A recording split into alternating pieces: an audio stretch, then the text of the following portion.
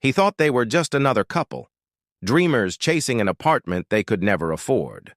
With a smirk, he cut them off before they could even finish speaking, dismissing their questions with the wave of a hand. To him, Marcus and Alicia Brown weren't serious applicants. They were just renters out of their league. But what he didn't know was that the couple he looked down on weren't walking away defeated. Inside their briefcase was something far more powerful than a lease application.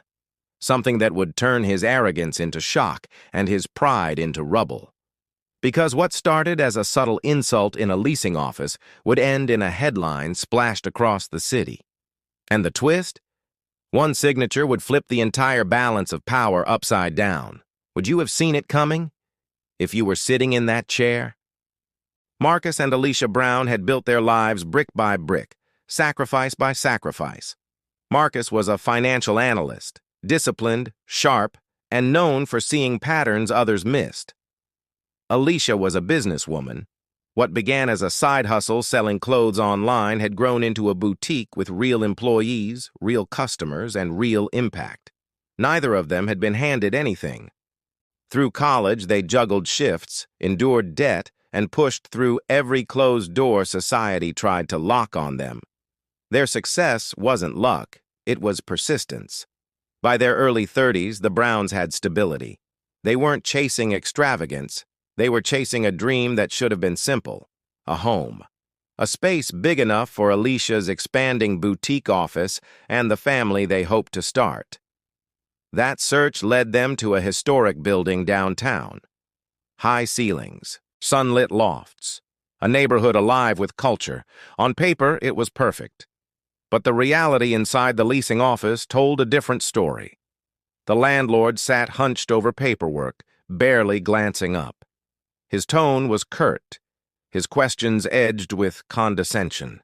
When Marcus explained his career, the landlord's eyebrows arched in disbelief. When Alicia spoke of her boutique, his smirk deepened.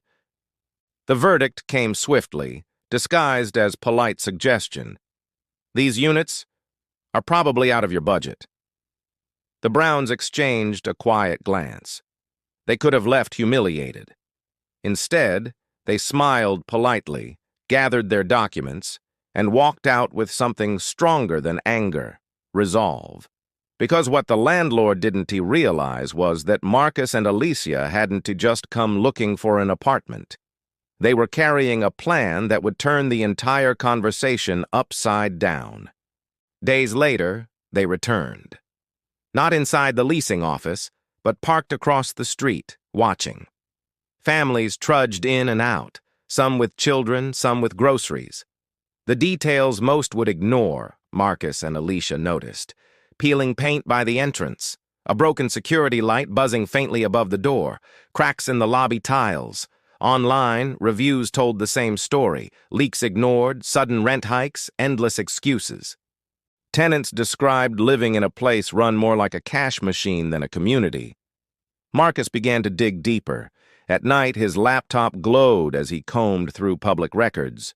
Property taxes, liens, rent rolls. What he found painted a very different picture than the one the landlord had smirked behind. The building wasn't thriving. It was hanging by a thread.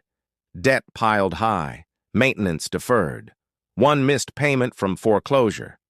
Behind the arrogance wasn't strength. It was desperation. Alicia, meanwhile, met with tenants quietly, posing as just another curious neighbor.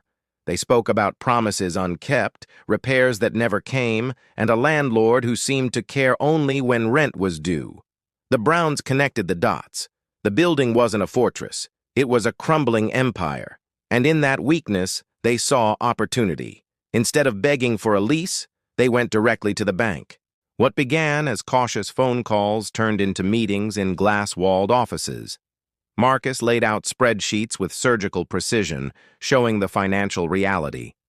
Alicia painted a vision of what the property could be, renovated, revitalized, respectful of the people living there. It wasn't easy.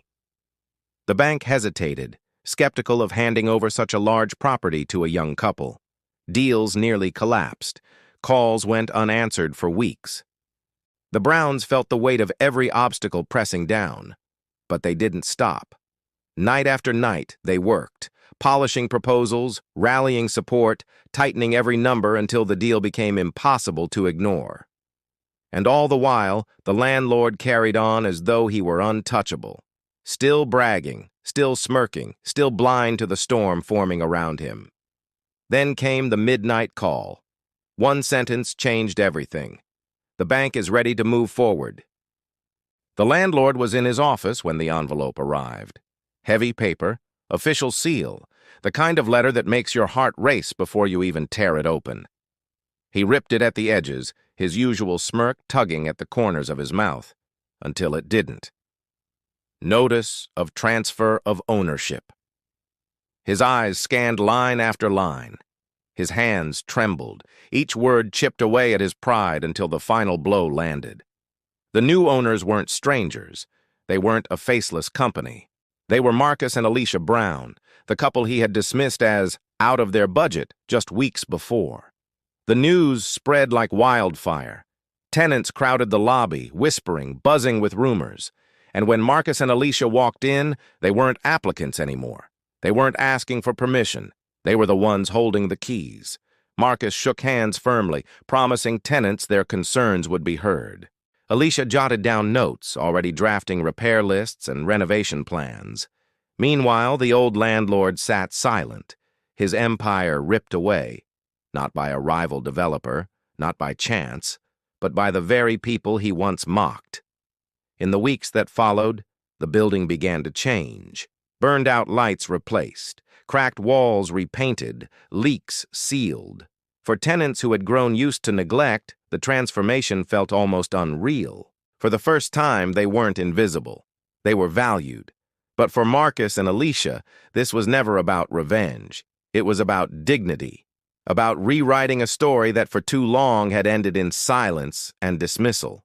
Their story rippled far beyond the building. Local papers wrote about it. Regional stations picked it up.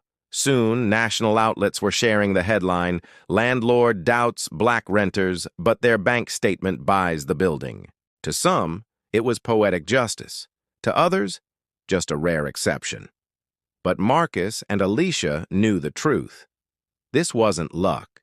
It was resilience meeting opportunity, because they hadn't just bought a building. They had shattered a stereotype. They had rewritten a narrative. And they were carrying the weight of countless others who had been doubted, dismissed, or denied. The applause they eventually received wasn't for money or property. It was for something greater, for showing what happens when prejudice meets persistence, and persistence refuses to break. And it leaves us with a question that cannot be ignored. How many more doors will be slammed shut before we finally learn that every dream, every voice, and every life deserves a place to belong?